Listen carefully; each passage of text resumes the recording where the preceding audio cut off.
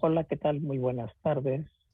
Bienvenidos a esta reunión eh, ordinaria de la Agrupación Mexicana para el Estudio de la Hematología. Ustedes saben que nos hemos venido viendo semana tras semana. En esta ocasión, que es miércoles 6 de octubre, es la primera sesión del mes y por lo tanto corresponde a cómo marcan los estatutos de nuestra asociación.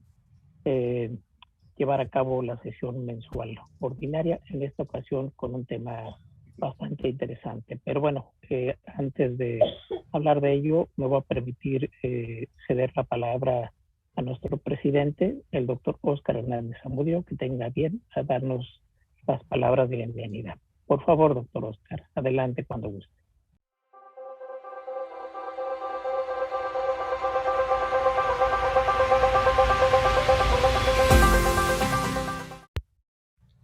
Muy buenas tardes, doctor Martínez Murillo, muchísimas gracias. Agradecerle infinitamente por la organización de esta sesión. El día de hoy, tal como usted lo comenta, estamos en la primera sesión del mes, la sesión mensual de la Agrupación Mexicana para el Estudio de la Hematología. Hoy es día 6 de octubre del 2021 y tenemos un tema muy importante que es trombocitopenia inmune primaria. Tenemos dos expertos, un mexicano y un extranjero, que han sido gente muy importante para nosotros, muy valiosa, porque aportan sus conocimientos y su tiempo, y eso se lo agradecemos infinitamente al doctor Drew Provan y al doctor Gregorio Campos, que nos apoyarán ahora en esta sesión mensual. Quiero agradecer también a todos los miembros de la agrupación que se conectan en estas sesiones y que participan con nosotros directamente y en forma muy activa.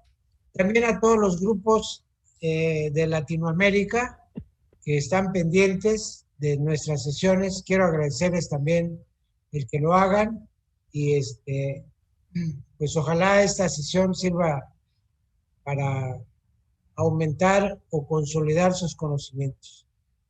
Quiero agradecerle pues a todos ellos su participación y cedo la palabra al doctor Martínez Murillo. Adelante, doctor Carlos Martínez.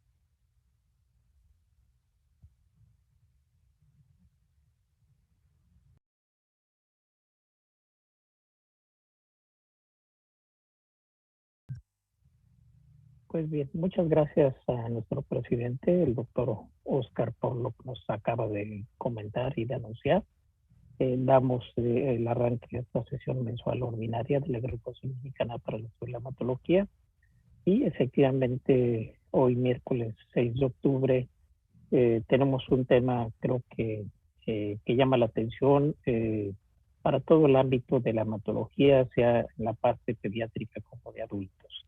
Y bueno, pues es un tema que impacta, es frecuente, que lo vemos en la práctica cotidiana, no solamente el médico hematólogo, el médico pediatra, el médico internista, y es el tema de trombocitopenia inmune primaria, donde particularmente vamos a enfocar la perspectiva especialmente en el tratamiento, dado que es un reto actualmente, y como bien lo comenta nuestro presidente, el doctor Óscar Hernández Zamudio, eh, dos ponentes de primer nivel, el doctor Drew Provan, que ha participado y que vamos a ver a continuación algunas líneas, su currículum en guías internacionales, en publicaciones, en artículos de trombocitopenia inmune primaria particularmente, en calidad de vida, en nuevos tratamientos, y bueno, por la parte en México, el doctor Gregorio Campos, que también ha participado en guías, consensos, eh, trabaja en el tratamiento de estos pacientes. También tenemos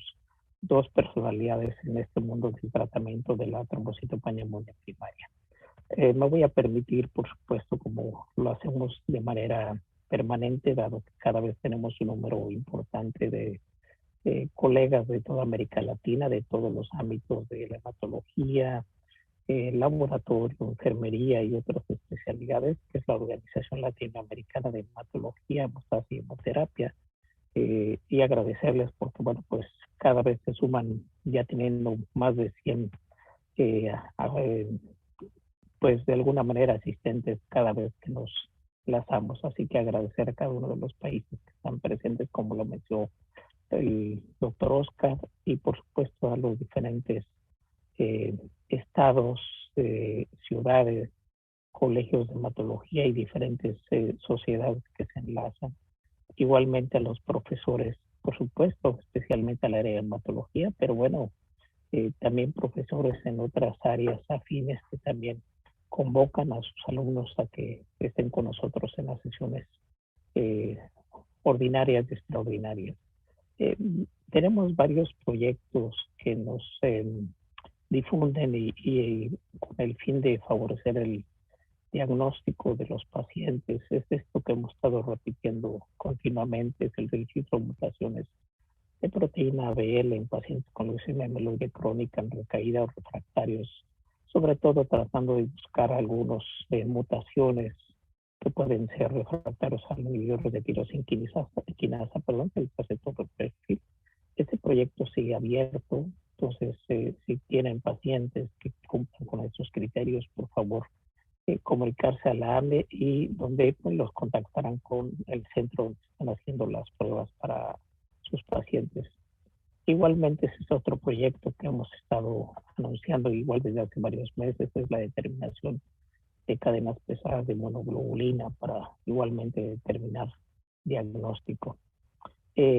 Bueno, eventos importantes que tenemos prácticamente y para nosotros nuevamente enfatizar es nuestro Congreso Nacional de Hematología, que va a ser en forma presencial, y por aquellos que no puedan estar acompañándonos en la ciudad de Aguascalientes, también va a ser transmitido de forma online, es decir, que quienes quieran estar ahí con nosotros, por supuesto que vamos a estar teniendo la sesión presencial en un formato mixto o híbrido. Entonces, no se lo pierdan, las inscripciones están abiertas, pueden escanear el código QR para que ustedes puedan ver todos los datos. Diferentes colegas me han solicitado la información del programa, de los costos, del registro. La página tiene todos los datos. Yo les pediría a todos que nos hagan favor de difundir esta información a través de la página de la AME, donde ustedes pueden ver programa, talleres, horarios, pueden incluso hacer el registro en línea para que pueda ser mucho más fácil para todos. Entonces, recuerden que los esperamos y hay un número importante de personas que van a estar con nosotros de manera presencial, cuando menos así lo han ya confirmado a través de sus registros, independientemente de la mesa directiva y un grupo grande de personas. Así que quienes se animen a ir con nosotros, vamos a llevar todas las medidas de seguridad que ha organizado nuestro presidente. Para nosotros lo hemos denominado como tal un congreso COVID-free, porque bueno, pues free en el sentido de llevar todas las medidas de protección pertinentes. Entonces, para que se sientan ustedes seguros de todas las medidas que se están llevando a cabo para llevar este congreso de forma presencial y mixta. También algo muy importante, nuevo, original, cuando menos para el área de México, es que ya tenemos una aplicación y ustedes lo pueden ver aquí. Esta app, lo que actualmente se conoce, 62 Congreso de la AME. Entonces, esto les va a permitir ingresar con su usuario y contraseña que se le ingresaron cuando se registraron. Y ustedes pueden tener aquí toda la información. Seguramente esto lo hemos visto ya recientemente en la mayoría de los congresos internacionales y bueno, pues ahora lo estamos llevando para facilitar también nuestro congreso de hematología. Así que pueden ya descargar la aplicación y si ustedes ya sea que sean usuarios presenciales o de forma digital, con su clave de registro pueden hacer y si no, consultar directamente a la AME para que les ayuden para que puedan ingresar a esta página. Entonces, simplemente les va a ser muy interesante en esta forma facilitar a todos los socios. Tenemos prácticamente en puerta el Congreso Venezolano de Hematología, una asociación hermana que también nos ha apoyado en la difusión. Es un congreso realmente muy económico y cual vale la pena asistir en línea. Es online, entonces para que ustedes puedan tener la información que este congreso pues prácticamente es 9, 10, 11 y 12 de octubre. El Colegio de Hematología del Noroeste va a llevar a cabo su congreso del 6 al 9 de octubre. Prácticamente es gratuito y es de forma digital. Nosotros tenemos el próximo 13 de octubre, que es el Día Mundial de la Trombosis, un tema de mieloma múltiple de caída refractario, pero bueno, por eso nos adelantamos la semana previa a hablar de trombosis. 3 de noviembre tenemos el tema de leucemia mieloide aguda. El día de hoy se van a tocar dos temas interesantes. De trombostopenia inmunoprimaria, el doctor Drew Provan de Reino Unido pues nos va a hablar del tratamiento enfocado en las nuevas moléculas y bueno, pues en realidad tiene el doctor todo el expertise para hablar de lo que él desee, y el doctor Gregorio Campos nos va a hablar de su experiencia en el manejo de TIP crónica y refractaria. Ahí ven algunas líneas del doctor Drew. Pues él es una persona muy distinguida, quienes nos dedicamos al área de la hemostasia, de la hematología en general, pues nos hace conocido su nombre y su prestigio por las múltiples publicaciones que ha hecho a este respecto de forma importante. Es senior con distinguida reputación internacional en investigación en el Queen Mary University of London. Entonces, y ustedes pueden poner en PubMed el doctor nombre del Drew Provan y van a ver todas las publicaciones que tiene, y creo que esa es la principal referencia que podemos hacer a una personalidad tan distinguida en este mundo de la hematología. Por supuesto, el doctor Gregorio Campos Cabrera es un colega hematólogo egresado del Centro Médico Nacional Siglo XXI, que hizo su especialidad en trasplante de células progenitoras, además de poseer certificaciones del City Hub National Medical Center de Los Ángeles.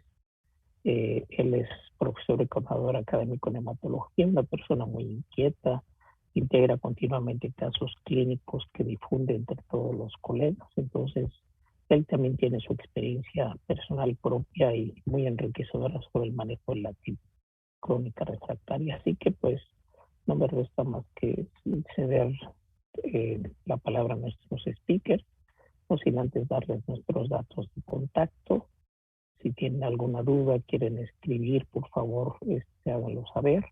Y en la página de AMEAC van a ver el link para que puedan enlazarse al congreso y no se van a arrepentir. Así que pues muchas gracias y empezamos con la ponencia del doctor Drew Provan. Adelante, doctor Drew.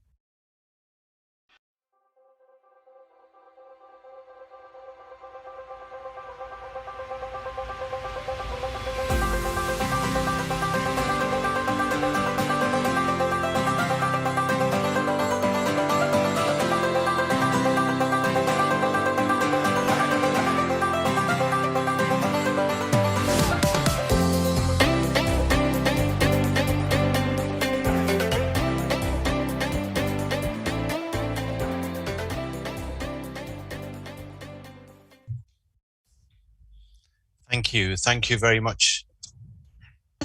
Again. Nuevamente por volverme a invitar. Nos conocimos en junio. Por supuesto, doctor Oscar, al doctor Carlos lo conozco muy bien, pero me da mucho gusto hablar con ustedes nuevamente. Es una pena, pues simplemente que tenga que ser virtual y no en forma presencial, pero pues ni hablar, estamos en donde estamos. Les hablaré sobre cambios en el manejo de ITP, la púrpura trombopoyética idiopática. Y bueno, vamos a hablar, no me voy a entretener demasiado en las terapias porque no tenemos suficiente tiempo para ello, para cubrir los nuevos tratamientos y también el nuevo manejo, pero vamos a revisar algunos cambios interesantes en el manejo de ITP que han surgido por la pandemia, por supuesto. Todos sabemos que ITP es algo menor y no es letal para la mayoría de los pacientes, esta púrpura trombocitopénica idiopática.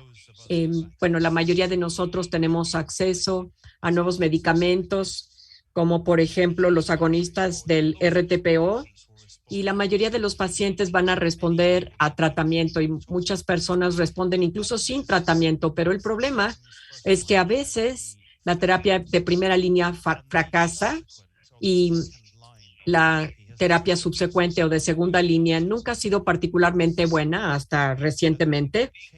Ahora, los grandes cambios que creo que se han producido en el último año a 2 años es que surgió la pandemia que realmente lo ha cambiado todo. Con la insatisfacción de los pacientes. Los pacientes no gustaban de los antiguos tratamientos, inmunosupresión, rituximab, IVIG. Eso lo sabemos a través de iWish, que ha sido publicado. Los otros cambios son que tenemos nuevos fármacos en desarrollo y también tenemos cambios en las guías, tanto las americanas como el consenso internacional.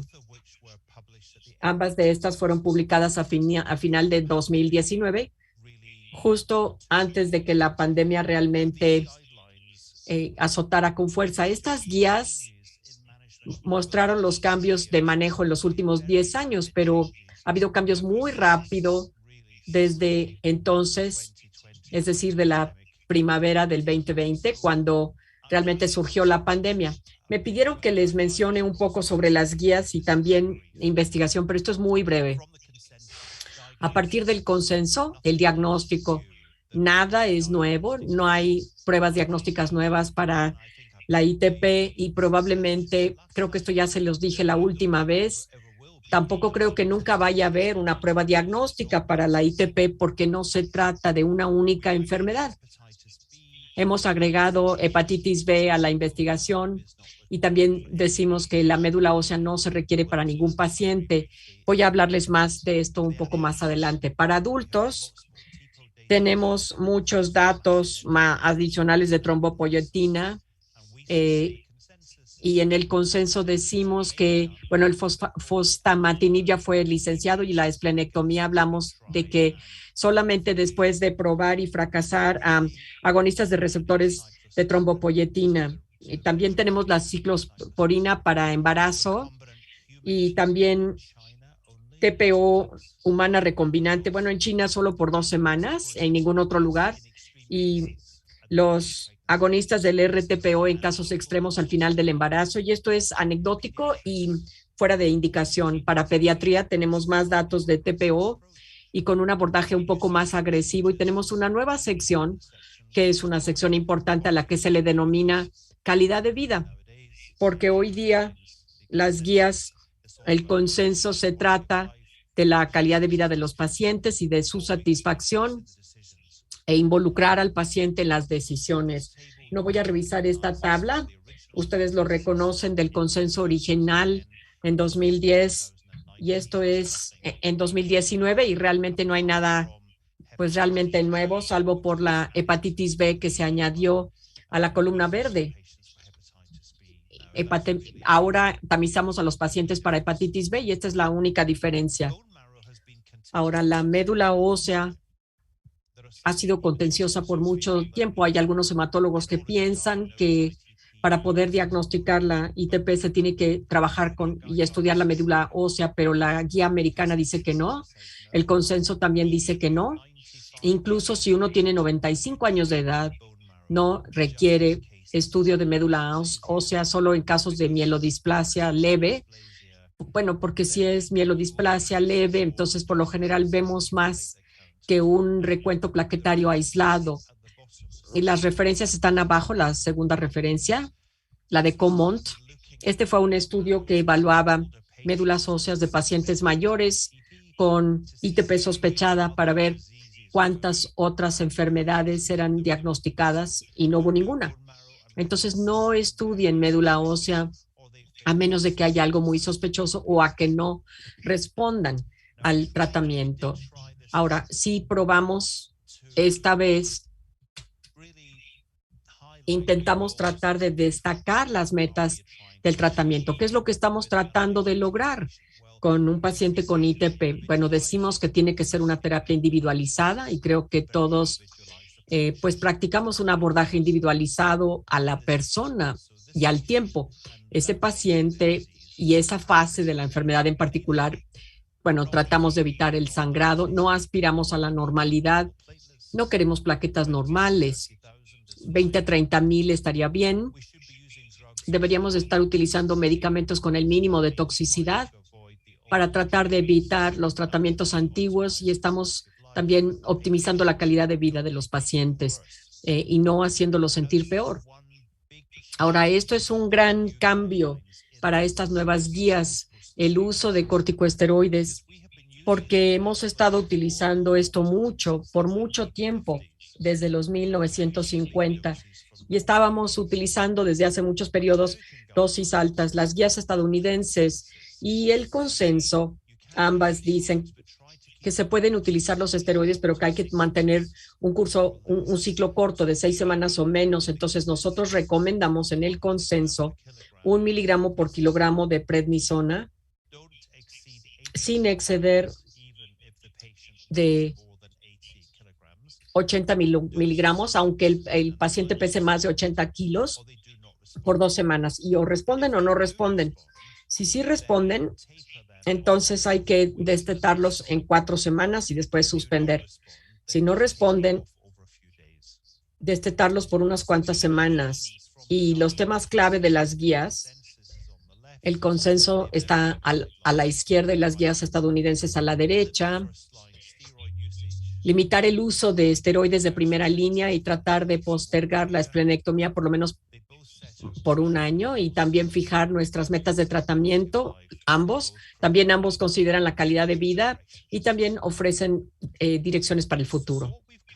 Entonces, a lo que hemos llegado a darnos cuenta es que no hay pánico con la ITP.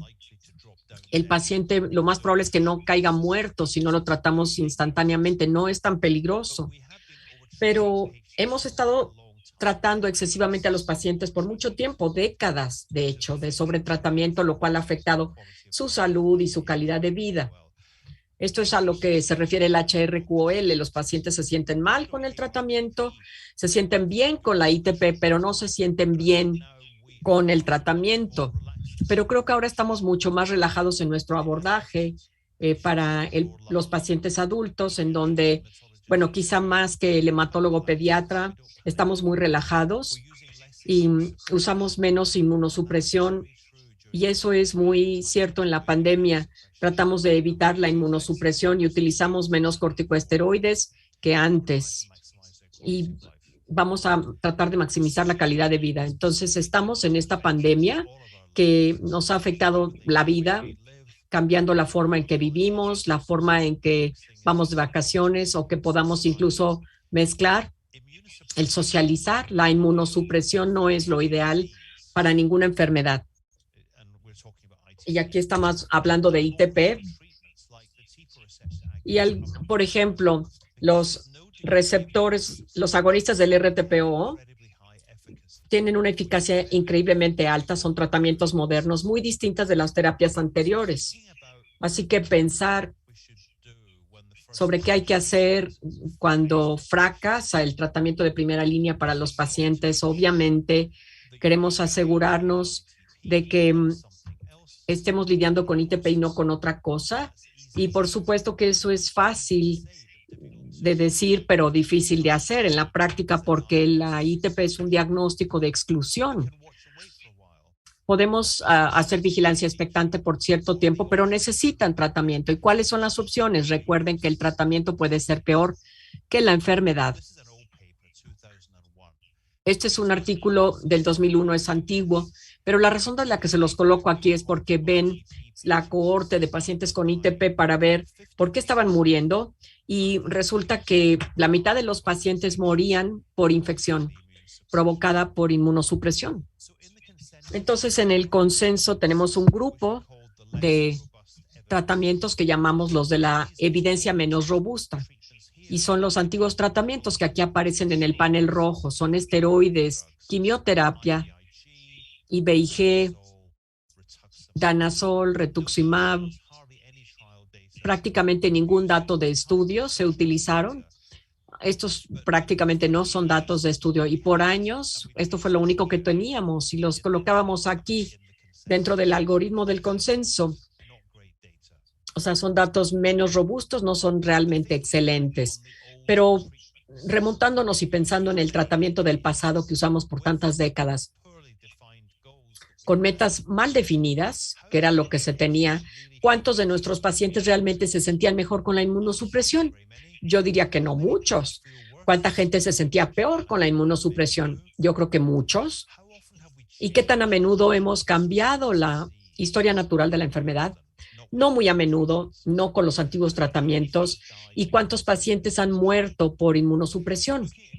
Así que viendo la inmunosupresión con TPOs, bueno, hay muy poca evidencia del uso de los agonistas de RTPOs. Hay predisposición a las infecciones, puede causarse teratogenicidad en el producto nonato y no son excelentes tampoco para la pandemia.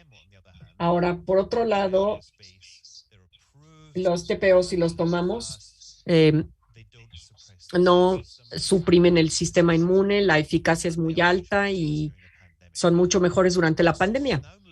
Así que ahora hemos pasado a una nueva fase de ITP en donde estamos utilizando muchos medicamentos ahora, estamos prescribiendo muchos medicamentos que ya han sido aprobados, han pasado por estudios, el Trombopag, Romiplastin, en fin, no voy a seguido por Fosfamatinib, Avatrombopag, en fin, vemos que en desarrollo tenemos medicamentos receptores anti-FC, tenemos anticinasas, anticomplementos y todos pasan por estudios clínicos, entonces es una época muy interesante este momento. Y ahora veamos brevemente a los medicamentos robustos, y aquí estamos hablando de los RTPOs, agonistas de los RTPOs, Ribuplastin, Avatrombopag. Los TPOs han cambiado todo, las trombopoyetinas. ¿Por qué? Porque funcionan muy bien, casi al 100%, funcionan rápidamente, con muy pocos efectos secundarios y tienen una respuesta sostenida con buena calidad de vida, ¿no? La calidad de vida con las TPOs es mucho mejor que con los antiguos fármacos. Hay 3 medicamentos que están ya disponibles en el mundo entero. No todos los territorios tienen todos los medicamentos, pero a nivel mundial existen los 3. El Trombopag oral, una vez al día, una molécula pequeña, Romiplastin subcutáneo, una vez a la semana, de péptido grande, y el último fármaco, Avatrombopag, una molécula pequeña, una vez al día, oral. Estos medicamentos definitivamente han mejorado la calidad de vida. ¿Por qué? Porque son efectivos para hacer surgir plaquetas y reducir el sangrado. La fatiga a menudo desaparece y los pacientes pueden ir al gimnasio, pueden ir a trabajar, se sienten prácticamente normales nuevamente. Aquellos que estaban tomando medicamentos de base, como por ejemplo una pequeña dosis de esteroides o algún inmunosupresor, puede suspender el inmunosupresor o los esteroides. El riesgo de infección, ya les dije, es de 0 porque no hay inmunosupresión y las respuestas por lo general son duraderas. Y ahora vamos a revisar rápidamente los estudios pivote del Trombopag, los estudios grandes del Trombopag. RACE fue un estudio aleatorizado con control doble ciego, con control de placebo de 6 meses. Extend es una extensión abierta a partir de los 6 meses del estudio. Aquí tenemos la revisión a 6 meses de las plaquetas. Estos círculos verdes son pacientes con el medicamento, los cuadros rosas son placebo. El fármaco claramente funciona durante todo el estudio y luego al final del estudio, a la derecha, las plaquetas regresan a la basal cuando se suspende el tratamiento. Ahora, el sangrado para pacientes con medicamentos son otra vez los círculos verdes, disminuye el sangrado, los cuadros rosas no cambian y al final del estudio, los círculos verdes vuelven a subir a la basal porque el fármaco entonces se suspende. Aquí tenemos la interrupción del medicamento de base, 60% y 30% para placebo. No queremos que la gente esté en esteroides ni tampoco en azatioprina o micofenolato, por ejemplo. Eventos adversos no lo voy a revisar. No hubo gran diferencia entre placebo y el medicamento. Para seguridad de largo plazo utilizaron el estudio Extend, el estudio de extensión. Ahora, aquí a todo mundo le dan el medicamento, no hay placebo y el medicamento funciona, sigue funcionando ya a los 10 años, sigue funcionando. Y además el medicamento pues es seguro. Eventos adversos. No hay nuevas señales que se hayan encontrado incluso después de 10 años de administración continua del Trombopag en cuanto a seguridad se refiere. Ahora, para comparación, Romiplostim subcutáneo, una vez a la semana, un péptido grande. En el panel de arriba tenemos aquellos pacientes esplenectomizados, los más difíciles, los de abajo son los no esplenectomizados, los más fáciles. Ambos responden. Se tardan una semana más en el brazo esplenectomizado que en el no esplenectomizado, pero todos los grupos responden al medicamento. Efectos secundarios, como en el caso del Trombopag, no hay diferencia entre placebo o con el fármaco, no hay nada alarmante en cuanto a eventos adversos. Y ahora llegamos a esta molécula que es la más reciente de los agonistas de RTPO. Aquí tiene 6 anillos, más grande que el Trombopag, que Avatrombopag tiene 6 anillos, es más grande que el Trombopag, que tiene 4. Vemos aquí los círculos a donde se unen a la porción de la transmembrana. El Trombopag y Avatrombopag se enlazan exactamente en el mismo lugar y estimulan la misma vía que la TPO nativa, la misma vía que Romiplostim, y el Trombopag y Avatrombopag estimulan la vía JAK-STAT, que también involucra a BTK, que no se muestra en esta animación. La diferencia aquí entre este medicamento Avatrombopag y el Trombopag es que no tenemos que reducir la dosis en los asiáticos orientales como con el Trombopag, en donde sí es necesario. Y también este medicamento es mejor si lo toma uno con alimento, a diferencia del Trombopag, en donde hay que evitar ciertos alimentos. Ahora, este es el estudio que observa, bueno, hay muchos detalles y no me quiero meter a fondo, pero básicamente es lo mismo que con el Trombopag y Romiplostim. La respuesta. Aquí tenemos la variable clínica primaria, el número de semanas acumulativas de respuesta plaquetaria, y las plaquetas son más de 15,000, son 12.4 semanas para el medicamento y 0 para placebo. Una respuesta plaquetaria durable de más o menos 40%, 0 para placebo. Esta es una estructura del estudio a 6 meses que es como RACE, el estudio de Romiplostim, y la titulación al principio cuando la dosis se ajustó para corregir la dosis del Trombopag, y luego hubo un periodo al centro en donde el medicamento de base se eliminó y se suspendió, y luego el periodo de mantenimiento. Eventos adversos, no quiero revisar esto tampoco, solo vean a la derecha que no hay alteración de ALT, AST o gamma GT, no hay alteración de la función hepática, en pocas palabras. Ahora, este estudio de extensión de largo plazo se conoce, bueno, no es de el Trombopag, pero es muy parecido, y hasta ahora parece ser que el medicamento sigue funcionando y sin problemas de seguridad. En términos generales, estos medicamentos tienen una alta eficacia, por lo menos 80, si no es que 90% de eficacia. 9 de cada 10 pacientes van a responder, y esto es asombroso para cualquier medicamento, digo, incluso para cualquier enfermedad. Tener una tasa de éxito del 90% es asombroso, diría yo. Son muy bien tolerados y el recuento plaquetario predeciblemente se eleva, el sangrado se reduce, la fatiga desaparece y los pacientes se sienten mucho mejor. Pero aquí lo extraño y lo inesperado es que las respuestas sostenidas de tratamiento de estos pacientes, bueno, este medicamento nunca estuvo diseñado como cura. El Trombopag o Romiplostim o Avatrombopag se diseñaron como paliativos. Es decir, que cuando tomes el medicamento elevarán tus plaquetas, lo suspendes y tus plaquetas decaen. Pero casi la tercera parte de los pacientes pueden después quitarse el medicamento si se les desteta lentamente y quedarse con un buen recuento plaquetario sin el medicamento. Aquí ya casi acabo. el manejo después después del fracaso de la terapia inicial. Bueno, hay que pensar cuál es el plan de acción. ¿Acaso el paciente necesita tratamiento? ¿Realmente se trata de ITP? A lo mejor donadores, a lo mejor podríamos hacer una vigilancia expectante, o a lo mejor, bueno, los pacientes soportan recuentos plaquetarios bajos sin mayor problema. La gente mayor necesita más plaquetas. Y bueno, todo esto serían como tema de discusión central el paciente. Todo esto ya no es definido por el paciente únicamente, sino que el paciente, por el médico, sino que el paciente tiene que involucrarse porque son los que están tomando el medicamento, no ustedes como médicos, sino ellos. Por eso hay que discutirlo con ellos, hablar sobre su calidad de vida, hablar sobre los riesgos de la terapia o de la no terapia, hablar sobre toxicidades, riesgos de infección, etcétera.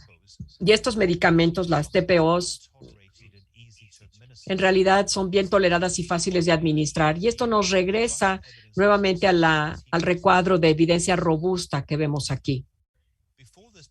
Antes de la pandemia, esto era nuestra estrategia más o menos en mi hospital. Primero dábamos una terapia inicial de primera línea con esteroides e IG intravenosa. Si eso fracasaba y todavía necesitaban la terapia, les dábamos o rituximab o micofenolato. Nos gustan esos medicamentos, son buenos, funcionan, relativamente económicos. Y luego pasábamos a las TPOs si la terapia anterior fracasaba. Pero con la pandemia, desde COVID-19, ahora manejamos esteroides al principio y luego pasamos directamente a los agonistas del RTPO. De hecho, el gobierno del Reino Unido nos autorizó a utilizar TPOs como terapia de primera línea, que es fuera de indicación, pero se daban cuenta de que es un mal momento para los pacientes y había que evitar su inmunosupresión. Así que para nosotros ahora las TPOs son de terapia de segunda línea. Prácticamente no hemos utilizado rituximab, ni tampoco micofenolato, ni azatioprina, ninguno de los medicamentos antiguos. Nos concentramos sobre todo en los agonistas del RTPO. Hubo grandes cambios que han ido ocurriendo, pero que se han visto acelerados por la pandemia. El enfoque aquí es mucho en la seguridad del paciente y en su calidad de vida. Y los TPOs, estos agonistas del RTPO, ha cambiado todo drásticamente. Estamos reemplazando la inmunosupresión por terapias no inmunosupresivas por el COVID. Y debido al COVID, nos alejamos casi totalmente de los antiguos medicamentos. Estos nuevos fármacos como las TPOs y creo que los otros medicamentos como los medicamentos receptores de RH también serían excelentes y elevan los recuentos plaquetarios sin ningún grado de inmunosupresión. Y como ya les dije, otros tratamientos están en desarrollo y es un muy buen momento para la ITP. Me voy a detener aquí y espero que haya estado bien la velocidad. Vamos a observar ahora sus preguntas.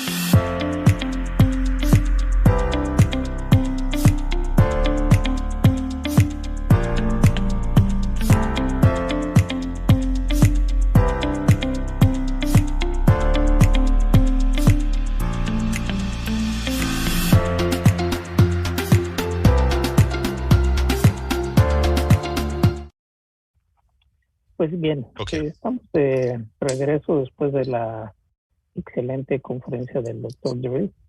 Estamos haciendo una pausa para entrar a una pequeña, breve sesión de preguntas, comentarios y discusión, dado que, bueno, pues entenderán que el doctor Drew tiene 7 horas de diferencia y nos ha solicitado y hemos aceptado, por supuesto, adelantar sus preguntas y comentarios. Antes quisiera comentar con todos ustedes y, por supuesto, con el doctor Drew, agradecerle porque, bueno, pues independientemente de que semana tras semana hemos tenido una afluencia, un foro de asistentes online bastante numeroso, pues el día de hoy creo que en las últimas semanas no habíamos tenido un número tan importante. Tenemos más de 908 personas enlazadas en la plataforma, más los que nos siguen a través de Facebook Live.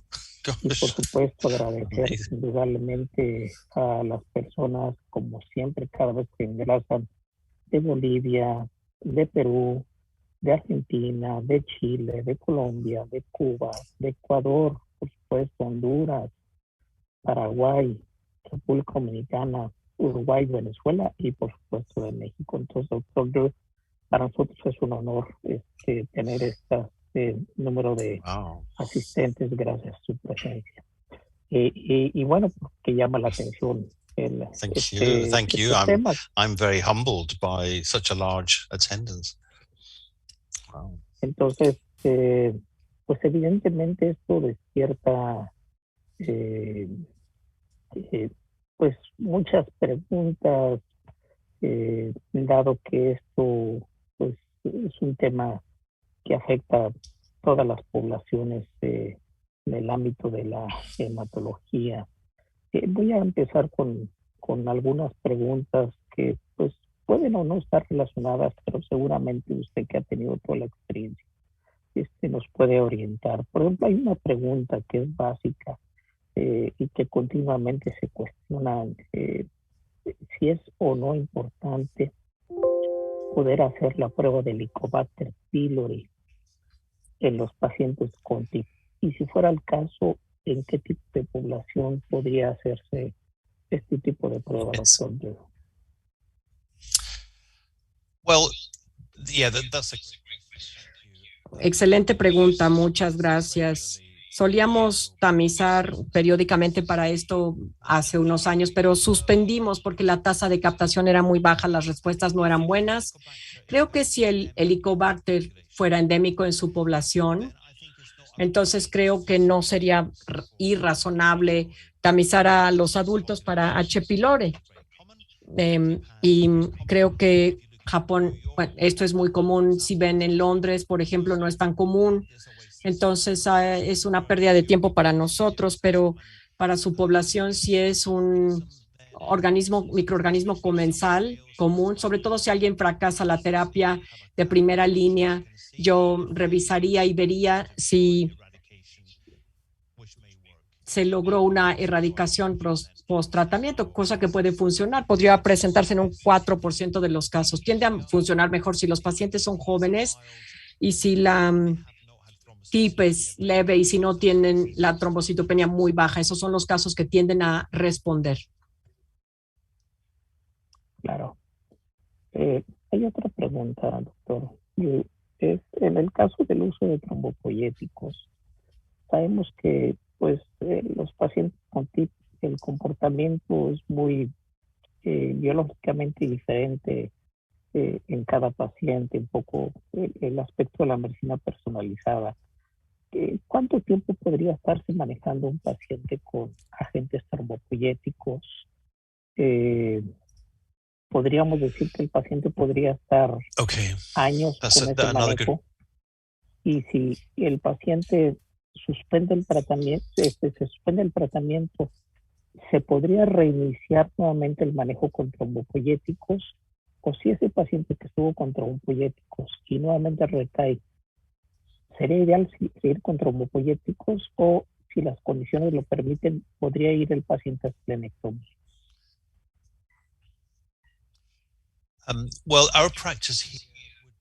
Nuestra práctica aquí, bueno, voy a responder primero lo primero. Creo que los datos del estudio Extend, por ejemplo, y también nuestra experiencia sobre cómo utilizar estos medicamentos por más de 10 años nos indica que son muy seguros en el largo plazo. Si alguien estuviera con el Trombopag o Romiplastin de toda la vida en forma vitalicia, estaría bien. O sea, no hay un evento adverso real que vaya a ocurrirle al paciente, estarían bien. Entonces pueden tomar el medicamento para toda su vida si lo requieren, por supuesto. Ahora, si hubieran recibido el Trombopag por cierto tiempo y luego suspenden y luego recaen, sí pueden volver a introducir el mismo medicamento. Hay una alta probabilidad de que respondan nuevamente a un agente trombopoyético. Ahora, si no tienen otro tratamiento, por ejemplo, si no se tiene avatrombopag o romiplastin, ¿qué hacer si no responden a la reintroducción del trombopag? Entonces sí se vuelve difícil y entonces podemos discutir con ellos si estuvieran dispuestos a someterse a una esplenectomía, porque hay una buena posibilidad de que la esplenectomía funcione. Esto es cuestión de discutirlo con el paciente y si están de acuerdo, pues ese sería el camino.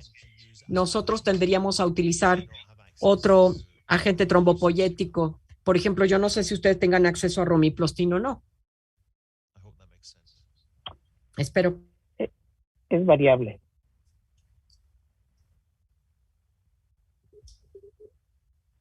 El acceso a trombopoyéticos en América Latina depende mucho, por un lado, de la seguridad social y también del acceso que pueda tener el paciente. Entonces, son datos muy variables. Y realmente no se puede sacar una premisa para todos los pacientes, desafortunadamente. No, I agree.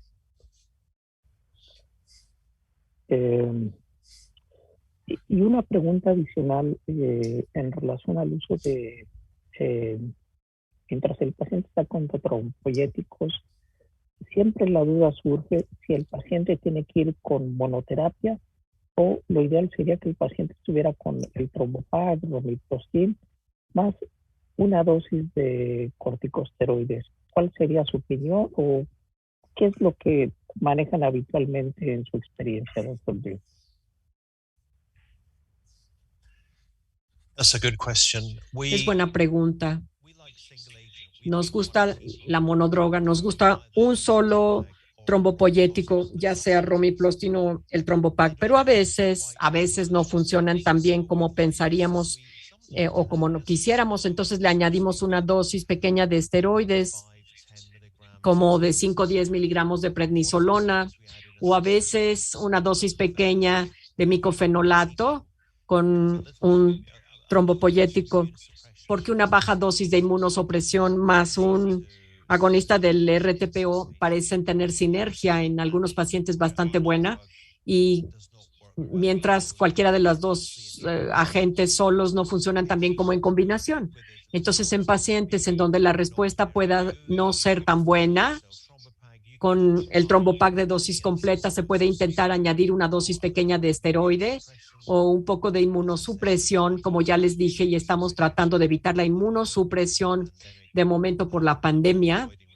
Estamos evitando también el rituximab por la vacunación, porque no se responde a la vacuna con rituximab, entonces lo estamos evitando, pero en el mundo real con una dosis pequeña de micofenolato con el Trombopag o con romiplastin puede funcionar, o funciona más bien, funciona.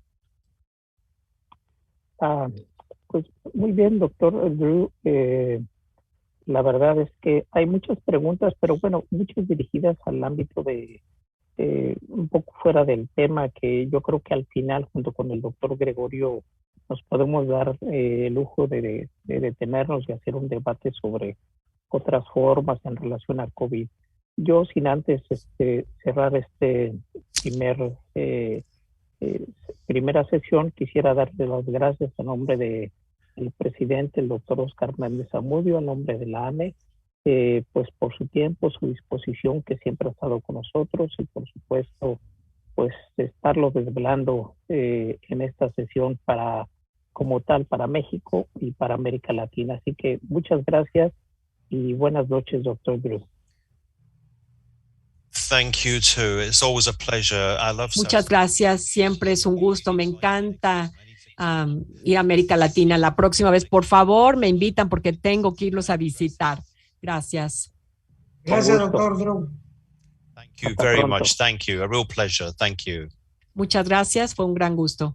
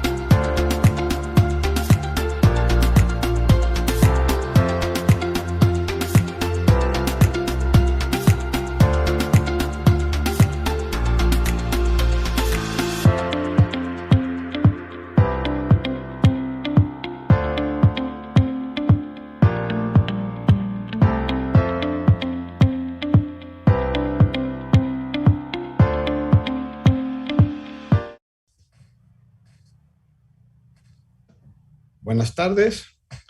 Agradezco a la mesa directiva de la agrupación la invitación para esta ponencia sobre la experiencia en el manejo de TIP crónica y refractaria.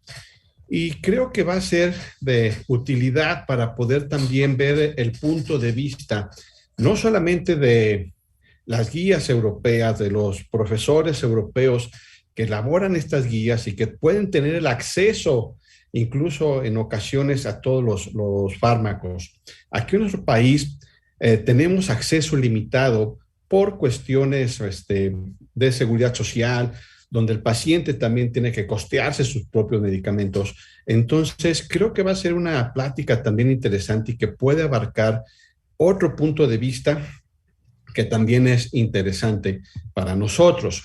Nada más comentarles que pues somos un centro de referencia que ya tenemos algunos años en esto de la hematología y que recibimos pacientes de varios estados de la República, pero principalmente todo el estado de Michoacán, parte de Guanajuato y parte de Guerrero, por las cuestiones de accesibilidad, de comunicaciones. Entonces recibimos pacientes de todos estos lugares, por lo tanto hemos podido elaborar una casuística robusta si tomamos en cuenta toda la población a la que tenemos influencia, esta área de influencia. También debido a que pues aquí en el centro nos hemos dedicado también a la academia como profesores y coordinadores de la Academia de Hematología también desde 1972. Y bueno, pues más recientemente también tenemos actividad en el Centro de Investigación Clínica Chapultepec, donde pues llevamos varios protocolos. Nuestra más reciente publicación, la Acetoncology sobre Cronos 3, un inhibidor de PIC, copanlisib, y ahí podemos ver los resultados en linfomas en recaída. Entonces, pues es la labor que desempeñamos aquí en nuestra región. Y la trombocitopenia, pues la hemos visto ya desde hace años, incluso en mi etapa de residente con el doctor Gutiérrez Espíndola y el doctor Pisuto Chávez, empezamos a actualizar algunos datos y en aquel año, en 1999, presentamos los resultados sobre la mejor terapia de segunda línea después de esteroides. Y la conclusión era que si bien existía inmunosupresión, teníamos danazol, etcétera, lo mejor era pasar directamente a una esplenectomía, puesto que lograba buenas tasas de respuesta con años de remisiones completas.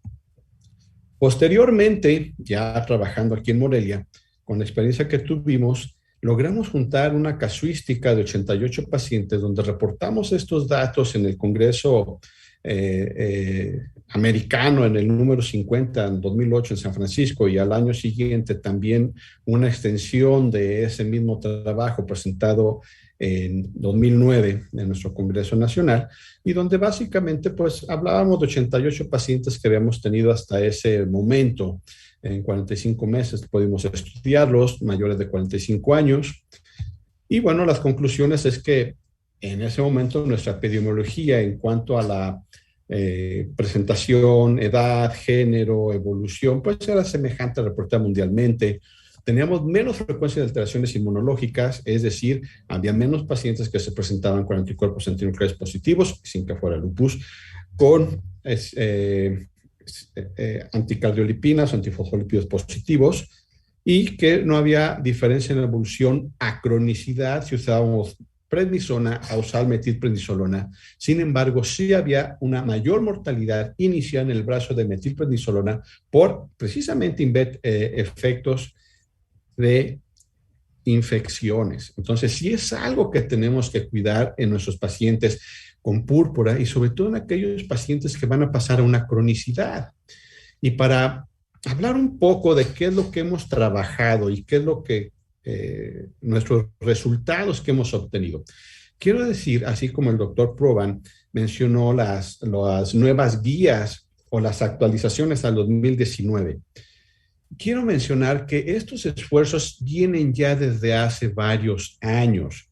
Y en 1996, el grupo americano, Dr. George, y también en 2003, el grupo europeo, pues tenían ciertas definiciones para PTI aguda y crónica. No existía la persistente como ahora. Ellos mencionaban que para trombocitopenia inmune primaria crónica era un tratamiento previo con esteroides o esplenectomía, que la cuenta de plaquetas estuviera menos de 50,000. Obviamente, volver a estudiar al paciente sin que tuviera alguna enfermedad que ocasionara alguna trombocitopenia secundaria, y que la trombocitopenia fuera mayor a 3 meses. Entonces, estamos viendo que en ese periodo de 3 meses el paciente ya podía haber recibido esplenectomía. Esos eran los criterios anteriores y con los que tuvimos que trabajar. Sin embargo, no todos los pacientes pasaban esplenectomía. Tenemos que valorar otras opciones. Y aquí quiero volver a hacer un poco de historia de esa guías del 96. Esplenectomías. ¿Cuándo se sugería? Cuando menos 6 semanas del diagnóstico inicial y que el paciente tuviera plaquetas menores a 10. Cuando menos 3 meses al diagnóstico y plaquetas menores a 30,000. Ambas con o sin sangrado. Pero vean cómo el panel de expertos, algunos decían alguna esplenectomía tan temprana como a 2 semanas, y otros retrasarlo un poco más hasta 10 semanas. Entonces, aunque eran recomendaciones y era un panel de expertos, había alguna diferencia en cuándo hacer la esplenectomía. Y si el paciente no respondía, no podía acceder a esplenectomía, ¿qué teníamos que usar? Otros tratamientos, inmunosupresores, claro. Y bueno, en esta etapa, nuevamente les voy a decir, la quiero dividir 2003, 2010, 2010, 2011, porque es cuando básicamente después del 2008 que tenemos los agonistas de trombopoyetina que podemos utilizarlos e incorporarlos en nuestro armamento, pero no todos van a poder acceder. Y aquí es donde quiero hacer estas consideraciones de tratamiento. Entonces, teníamos que basarnos en las recomendaciones de ASH 1996 y las europeas del 2003, del British Journal of Hematology. No tenemos el Trombopac, no tenemos el Romiplostin. ¿Qué teníamos? Esteroides, esplenectomía y 2 de mis favoritos, azathioprina y ciclofosfamida. Y que también podemos usarlos en inmunosupresión combinada.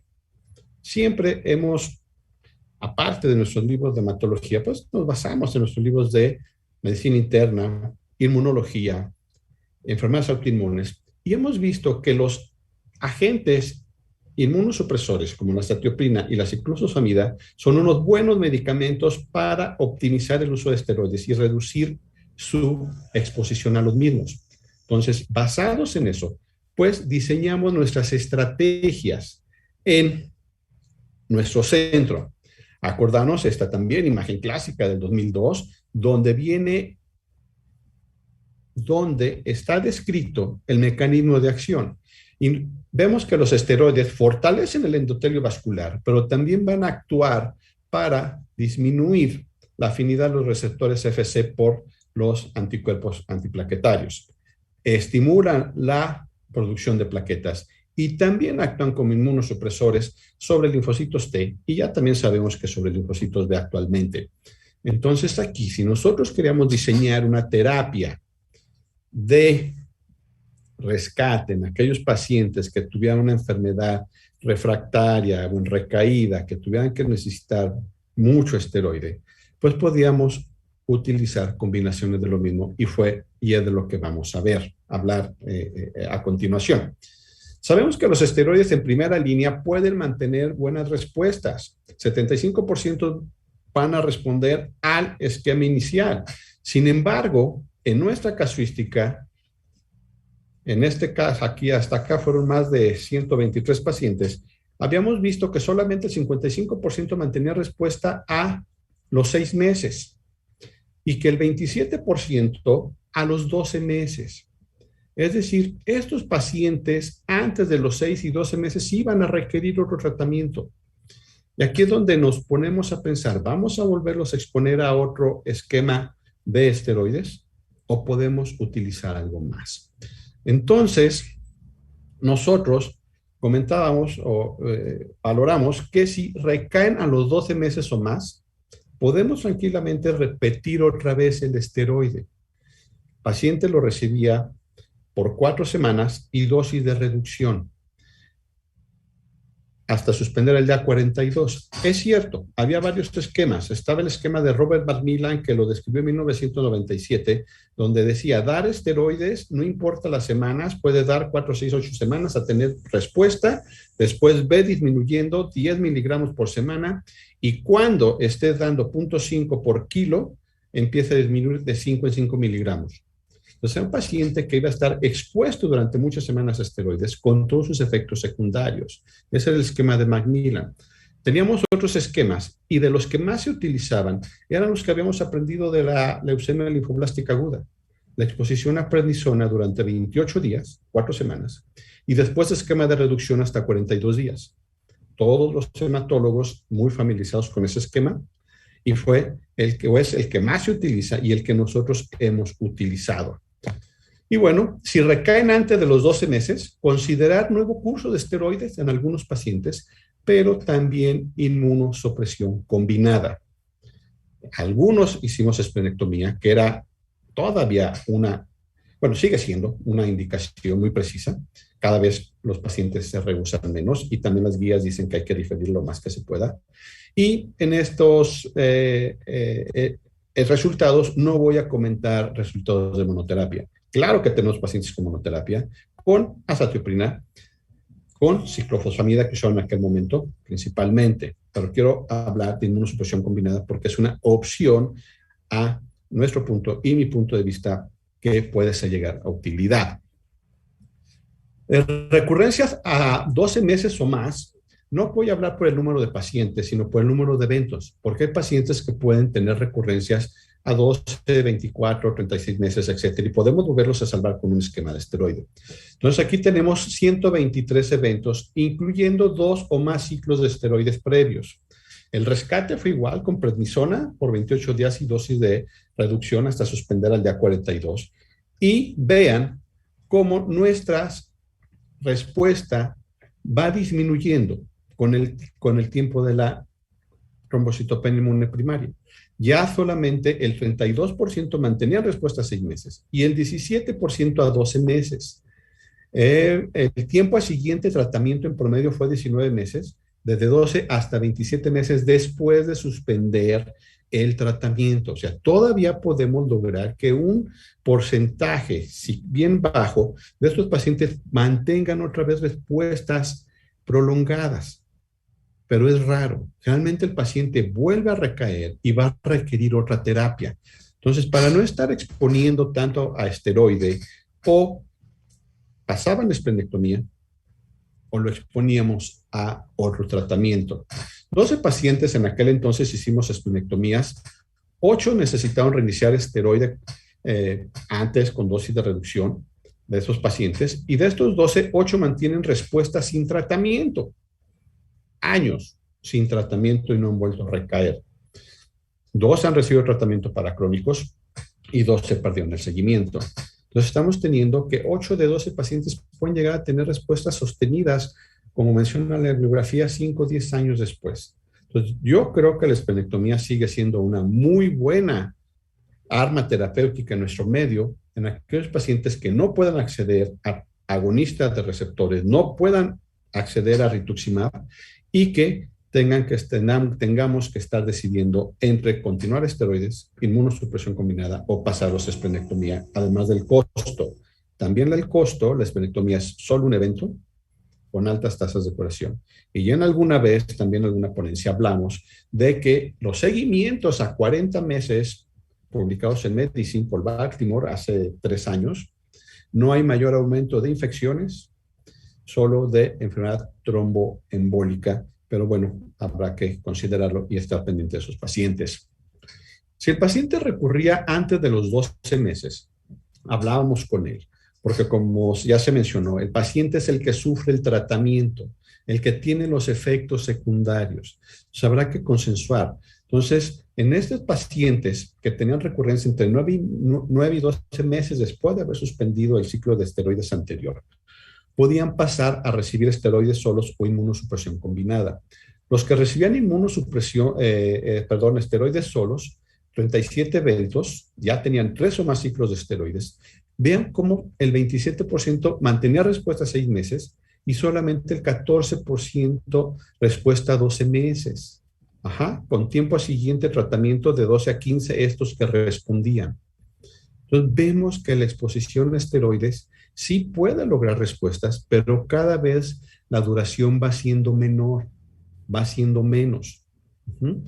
Por lo tanto, el esteroide solo vimos que producía menos tasas de respuesta y en este caso, pues también consideramos el asociar inmunosupresión con lo que podíamos tener y acceder en ese momento. Y era inmunosupresión combinada, esteroides pico habitual más acetioprina, 1 a 3 miligramos por kilo de peso diario, recibiendo máximo 150 miligramos por 6 meses. Y después reducción hasta suspensión en los 3 meses siguientes. 9 meses de exposición a azatioprina. Y lo mismo para la ciclofosfamida, que en aquel entonces era muy fácil conseguir ciclofosfamida vía oral, igual, 1 a 3 kilogramos por kilo día, máximo 200 miligramos por 6 meses y después reducción hasta suspender en 9 meses. Ya sabemos que la azatioprina va a tardar cuando menos 3 a 4 semanas en empezar a tener efecto y hasta un efecto máximo entre los 3, 4 y a veces hasta 6 meses. Entonces, por eso dábamos 6 meses y después la reducción progresiva igual a ciclofosfamida para no exponerlos. Hay reportes donde los exponen hasta 18, 24, 36 o más meses. Sin embargo, para nosotros, como ya habíamos visto, era muy tóxico y el gran riesgo de infecciones. Por eso elegimos este esquema. Además de dar profilaxis antiinfecciosa con trimmetoprim, sulfamethoxazol, doble dosis, y con itraconazol. Sobre todo en aquellos pacientes que van a recibir inmunosupresión combinada. Queremos disminuir el riesgo de oportunistas. Y bueno, y herpes solo si se desarrollaban. Bueno.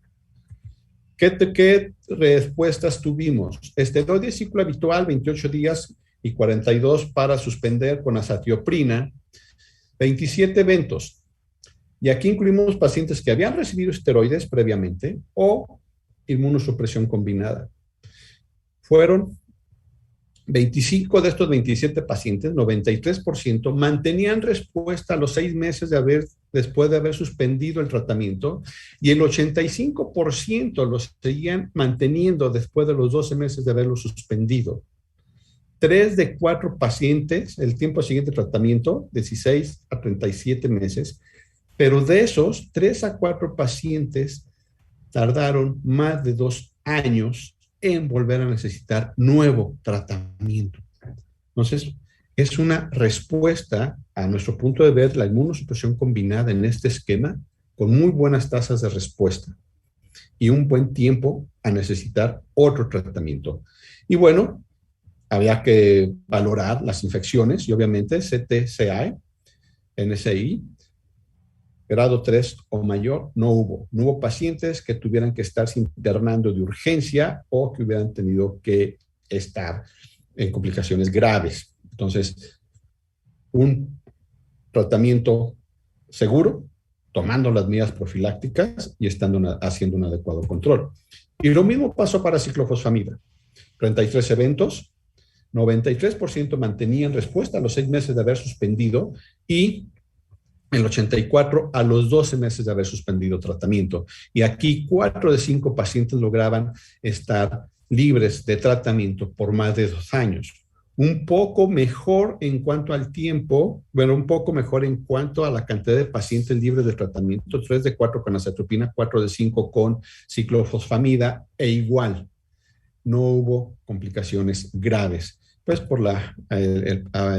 creemos por esa profilaxis y estar pendientes del paciente. Entonces, creemos que era una muy buena alternativa. Conclusiones de esta primera etapa. La mayoría de los pacientes van a requerir tratamiento para la recurrencia. El tratamiento si la recurrencia es entre los 9 y los 12 meses de haber suspendido o de haber recibido el primer ciclo de esteroide, puede ser rescatado con un subsecuente ciclo, pero el tiempo de respuesta va a ser menor y va a requerir más pronto otro tipo de tratamiento. Hay mayores tasas de respuesta y de duración de la misma con la inmunosupresión combinada y que la azatioprina y la ciclofosfamida nos dan resultados semejantes. Aquí quiero hacer una observación. Tenemos más de 50 años usando azatioprina y ciclofosfamida. La hemos usado, sabemos usarla desde nuestros pacientes para prevención de trasplante, prevención de rechazo de trasplantes sólidos. Podemos usar la azatioprina en pacientes embarazadas. La trombocitopenia inmune primaria se ve más en mujeres jóvenes, como tal, enfermedades autoinmunes. Entonces, es útil también en aquellas pacientes que puedan llegar a estar embarazadas o que se embaracen por accidente. Entonces, yo creo que son buenos medicamentos, viejos medicamentos, los conocemos y que estoy haciendo esta historia porque ya después del 2010, pues ya tenemos las nuevas guías, la estandarización de términos, guías de tratamiento, etcétera, y donde ya contamos con los agonistas de receptores de trombopoyetina. Sin embargo, no todos pueden acceder a los mismos. Y aquí ya la clasificación de la evolución la tenemos por aguda, primeros 3 meses, persistente de 3 a 12 meses, y la crónica, después de 12 meses, donde ya se recomienda la esplenectomía. Sin embargo, muchos pacientes ya no quieren esplenectomía y prefieren algunas otras terapias alternativas. Bueno, también tenemos ya la sugerencia de tratamientos de primera línea, los criterios de respuestas para los mismos que se han actualizado, ya vimos, pero seguimos teniendo pacientes que tienen descenso de plaquetas durante la dosis de reducción de esteroide o durante la suspensión. Y esos pacientes van a estar en una etapa persistente o crónica. Y también la definición de cronicidad ha cambiado. La vamos a comentar más adelante. Y también aquellos pacientes refractarios, crónicos o en recaídas, pues estamos viendo que son aquellos pacientes que van a necesitar tratamiento para disminuir el riesgo de sangrado, pero también mejorar la calidad de vida. Eso también lo hemos aprendido de los estudios clínicos. Los estudios clínicos no solamente se está valorando seguridad y eficacia del fármaco, sino también en la actualidad se están incluyendo cuestionarios sobre calidad de vida. Y ya sabemos que los pacientes con trombocitopenia inmune primaria tienen una calidad de vida muy semejante e incluso algunos estudios pivotales la reportan como peor que aquel paciente con cáncer, tanto en salud mental, física y sexual. Por eso, si ustedes se fijan, también en la plática anterior el doctor Proban hacía mucho hincapié en la calidad de vida. El paciente sufre la enfermedad, el paciente sufre el tratamiento. Entonces, tenemos que consensuar cuál es su expectativa y cuál es lo que está dispuesto a tolerar en cuanto a efectos secundarios del tratamiento. Entonces, para esta etapa nuevamente persistente y crónica tenemos esteroides, inmunosupresión. Ya tenemos a los agonistas de trombopoyetina solos o combinados, que también ahí viene la pregunta, una pregunta en cuanto a utilizarlos, vamos a comentar más adelante, y también la esplenectomía. Nuevamente, donde actúan, le voy a dar un poco. Y bueno, esta etapa se ha caracterizado por diferentes situaciones. Ciclofosfamida vía oral en desabasto, ya no es tan fácil acceder. Había que dar ciclofosfamida intravenosa, bolo de ciclofosfamida IV, no me gusta. Sí la podemos dar en algunos pacientes que tengan algunas enfermedades autoinmunes con afectación a riñón. Otros prefieren micofenolato, yo prefiero bolos de ciclofosfamida, pero para púrpura no. La quitaron vía oral, ya no fue opción dar bolo de ciclofosfamida, más riesgo de complicaciones. Disponibilidad de los agonistas de los receptores de trombopoyetina, ya tuvimos los estudios pivote y también los subanálisis. Sobre todo aquí en los subanálisis vuelvo a mencionar la calidad de vida, porque es algo indispensable en los nuevos protocolos de investigación de desarrollo de fármacos, sobre todo ver la calidad de vida del paciente. Preferencia del paciente, muy importante, quiere un tratamiento prolongado, quiere un tratamiento finito, tanto tiempo, lo quiere tomar años. También ver la actividad profesional del paciente. No es solamente decir, va a tomar este medicamento. Tenemos pacientes campesinos, pacientes albañiles, pacientes que trabajan en la huerta, tenemos deportistas. Entonces, su actividad profesional es muy importante. También el tratamiento debe estar enfocado a la actividad profesional del paciente y a sus prácticas de riesgo. O sea, me imagino, tenemos un paciente que trabaja de repartidor, es un paciente que va a necesitar tener más de 20,000, 30,000 plaquetas. Un campesino que pisca el aguacate, pisca el limón, va a estar en el campo, puede sufrir alguna caída, etcétera.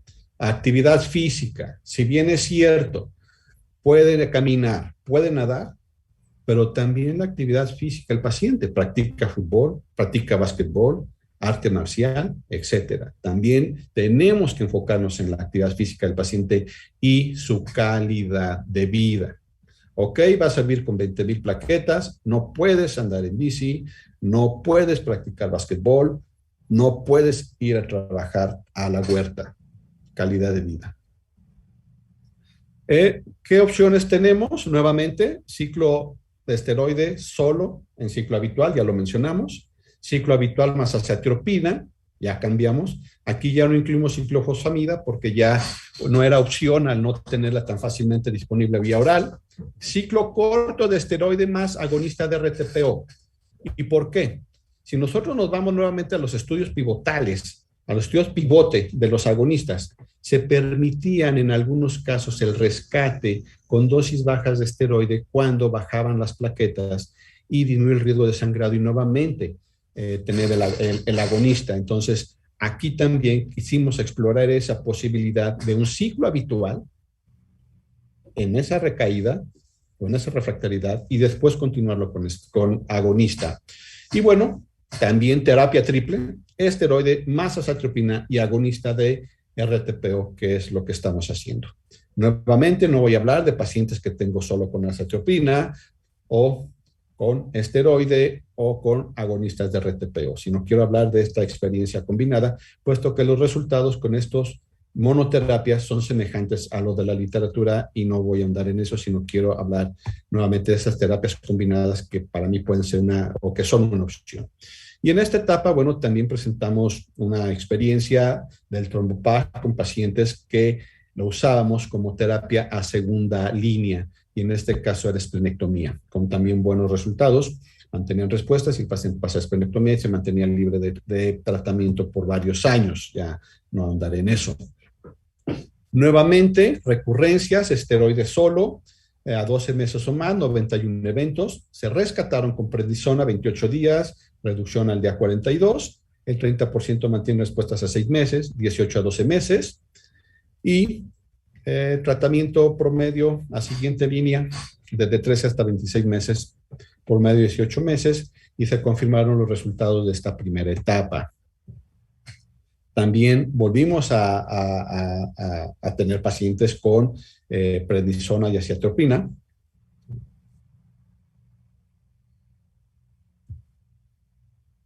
Aquí está.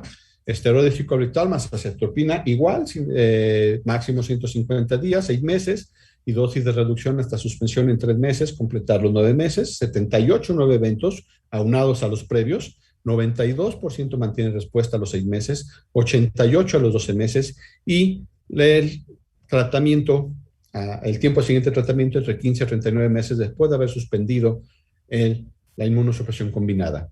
Un red de 4 pacientes a más de 2 años sin requerir tratamiento, no hubo complicaciones infecciosas mayor a grado 3 de la CTCAE y se confirmaron los resultados de primera fase.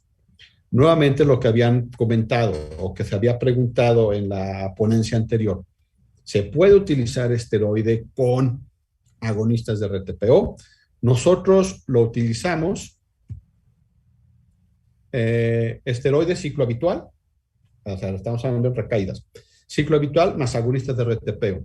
Prednisona, ciclo corto, 2 semanas sin esquema de reducción, y ya dábamos el trombopag, 50-100 miligramos para mantener plaquetas arriba de 50,000, y después dosis de reducción progresiva del trombopag hasta suspender, valorar si mantenían respuesta. Lo mismo para romiplastin, mismo esquema de prednisona, 2 semanas sin esquema de reducción para disminuir el riesgo de sangrado en esa etapa inicial, y después romiplastin, 250 microgramos cada 7 a 21 días para mantener plaquetas por arriba de 70,000, y después reducción progresiva, es decir, ampliando el tiempo de aplicación. Nosotros no podemos darnos el lujo de estar aplicando 1 microgramo por kilo, a la semana aumentale a 2, aumentale a 3. Sabemos que el romiplastin es costoso y no tenemos la cantidad de pacientes formados con trombocitopenia con romiplastin para póngase 1 microgramo por kilo, póngase otro microgramo por kilo y optimizar el vial. Lo que hacemos es aplicarlo por semanas. No tenemos esa opción. Y creo que no sería conveniente que se desperdiciara tanto romiplastin, incluso si tienen acceso a él. Bueno, entonces, ¿qué tenemos? Esteroide más el trombopag. Pacientes con recurrencias en cualquier etapa, 27 eventos. Y aquí teníamos pacientes con esteroide de inmunosupresión combinada o agonistas de receptor de trombopectina previos solos. La respuesta a 6 meses fue del 80%, 21 pacientes, y a los 12 meses del 70%, 19 pacientes. 1 de cada 3 pacientes puede llegar a suspender el trombopag y mantener respuestas por 12 meses o más. Y 2 de cada 3 pueden recibir dosis en días alternos o incluso más prolongadas. Un día, 2 no, un día, 3 no, etcétera. Entonces, sí. Incluso quiero mencionar que estas respuestas a 6 meses, el 80% eran aquellos pacientes que estaban tomando el trombopag. Pueden llegar a perder respuesta aún con la toma del trombopag. Entonces habría que rescatarlo. Ese 20% de los pacientes lo perdió tomando. El 70% también. Y resultados semejantes como el romiplastin, menos pacientes. Doctor, buenas tardes. Sí. Doctor, está muy bien, lo tenemos en la casa. Ok, bueno, un poquito de interferencia, 6 meses, 80%, 12 pacientes y 9 pacientes con respuesta a 12 meses. No llega a suspender el romiplastin, tenemos que estarlo aplicando y se llega a aplicar hasta 3 o 4 semanas. Y nuevamente, triple terapia. De aquí una área de oportunidad. Esteroide dosis habitual, azathioprina dosis habitual, la que ya mencionamos, y el trombopag 50-100 miligramos para mantener plaquetas por arriba de 75,000 y suspender con azathioprina. Valorar respuesta, tiempo y tratamiento. 12 pacientes han concluido el esquema. De esos 12, el 100% mantiene respuesta a los 6 meses de haberlo suspendido y el 10 pacientes, 83% a los 12 meses. Tiempo máximo por el próximo tratamiento entre 18 y 47. Son los que podemos analizar. Tenemos otros pacientes que están en curso de tratamiento. Entonces, es una opción terapia triple. Conclusiones de esta segunda etapa. Se corroboran las tasas de respuesta de esteroides solos y de la inmunosupresión combinada. El uso de esteroides con agonistas del receptor de tromboitina puede ser opción, sin embargo, pocos llegan a realmente suspender el tratamiento.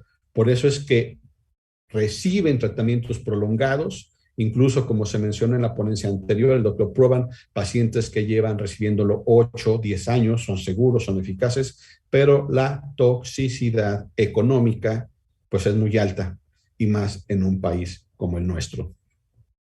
La terapia triple incrementa respuesta y el tiempo máximo a siguiente tratamiento.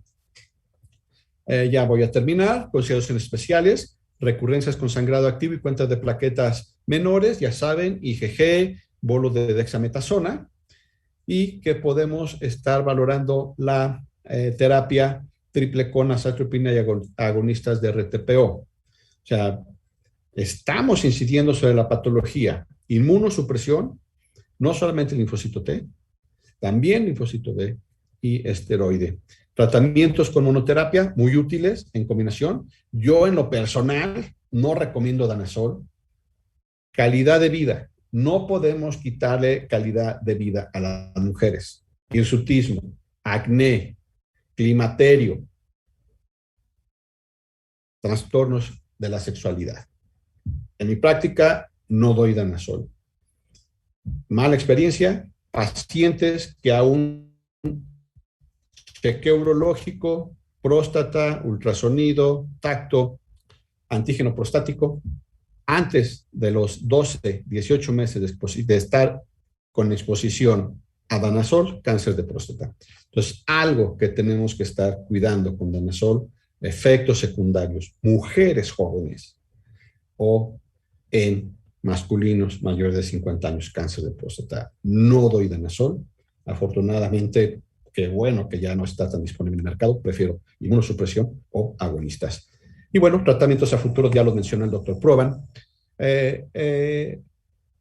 Bibliografía recomendada, 2016, como trato trombocitopenia refractaria, donde ya vienen algunas definiciones para poder condicionar o poder identificar trombocitopenia crónica refractaria, porque ya no, antes eran aquellos pacientes que requieren esplenectomía, pacientes que tienen más de 12 meses, no. Pacientes crónico y o refractarios, pacientes que requieran tratamiento por riesgo de sangrado después de una primera línea de tratamiento. Y también pacientes que quieran mejorar su calidad de vida. Y no solamente por sangrados, sino también fatiga, somnolencia, deterioro de su actividad física, de su actividad profesional, actividad sexual, calidad de vida. Si el paciente requiere tratamiento, aunque tenga plaquetas por arriba de 30,000, puede recibirlo. Y bueno, vienen cuáles son los goles o cuáles son los objetivos de la tratamiento de rescate y terapia de mantenimiento. Y ojo, nuevamente aquí viene este algoritmo basado en la cuenta de plaquetas, actividad profesional física del paciente y calidad de vida. Pero ven que si el paciente tiene calidad de vida, puede recibir tratamiento. Bueno, otro tratamiento, ¿cuáles son las limitaciones actuales en la trombocitopenia, sobre todo refractaria y crónica? De este artículo del año pasado nos da un poco de información, y fue bueno, que viene en platelets. Después de la segunda línea, ¿cuáles son las opciones para enfermedad crónica y persistente de estos pacientes con trombocitopenia? Y aquí quiero hacer varias puntualizaciones. Países con acceso limitado, hay que preferir esplenectomía o inmunosupresión, sola o combinada, y nos ayudan o nos orientan a que podemos utilizar agonistas en combinación, agonistas de los esteroides de trombocitopenia en combinación con inmunosupresión, como estaban preguntando. Azathioprina, micofenolato, esteroides, para optimizar recursos, disminuir toxicidad financiera también. Tratamiento individualizado y consensuado con el paciente. Y nuevamente, ojo, tiempo y dosis máxima de tratamientos previos. Si se le dio 50 miligramos de prednisona por 4 meses, ni fue la dosis máxima, ni fue el tiempo sugerido.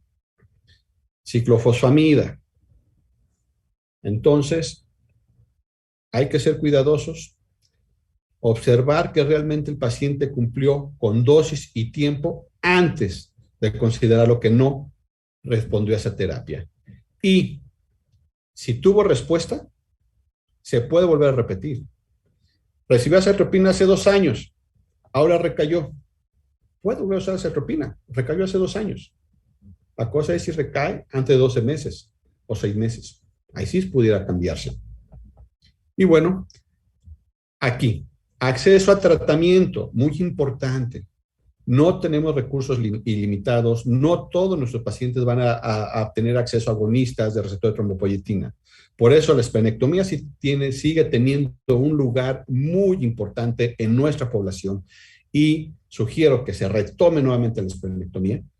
Sí, hay que usar agonistas, pero si no tenemos disponibles, esplenectomía es una buena opción. Inmunosupresión combinada es una muy buena opción, puesto que nuestros pacientes pueden tener acceso o no a seguridad social, seguridad privada, pero también muchos son independientes, donde tienen que costearse su tratamiento y tenemos que ofrecerles una opción finita, un tratamiento que sea cierto tiempo y que le pueda ofrecer meses o años libres de toxicidad farmacológica, toxicidad financiera y que pueda mantener sus actividades. Y bueno, nada más, otra guía.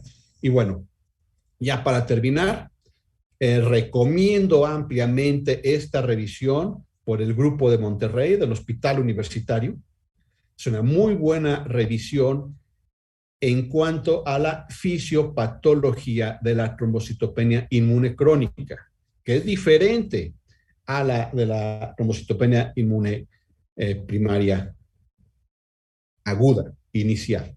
Y habla sobre factores, habla sobre la exposición, habla sobre la carga de tener plaquetas en niveles normales, la exposición a formación, a esa exposición antigénica de las glicoproteínas y sobre estimulación del sistema inmunológico. Entonces, en mi opinión, una excelente revisión de la fisiopatología de la trombocitopenia inmune crónica y que va a estar destinado a ser un clásico, una referencia obligada de aquí en adelante. Bueno, nada más también recomendarles algunas lecturas. El año pasado tuvimos la oportunidad de presentar anemia hemolítica autoinmune como presentación inicial en el COVID, y en este año también, bueno, nos han aceptado un trabajo donde vamos a hablar de las citopenias autoinmunes, las cuales pueden verse un evento de recaída después de la vacunación contra COVID. Entonces, este es el nuevo trabajo que vamos a presentar este año, citopenias autoinmunes en recaída posterior a la vacunación de COVID. ¿Cuál es nuestro abordaje diagnóstico? ¿Qué hemos hecho? ¿Cómo los hemos tratado? Por políticas de embargo, ya saben, no puedo darles el título completo ni la hora de la sesión, pero en cuanto esto se libere, con gusto poder compartir la información con ustedes. Bueno, pues gracias por su atención. Después del congreso, de nuestro congreso anual, los esperamos acá en Michoacán, en Morelia, para el 1 y 2 de noviembre. Festejen con nosotros la Noche de Muertos. Están cordialmente invitados. Acá en Morelia tienen su casa. Muchas gracias por su atención.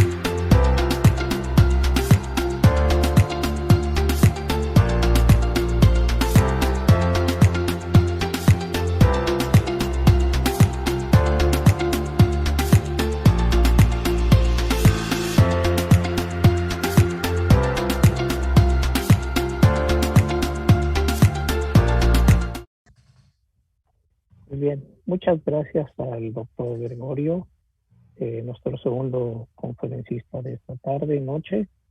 Pues estamos terminando para pasar por supuesto, a las preguntas que tenemos acerca de su exposición.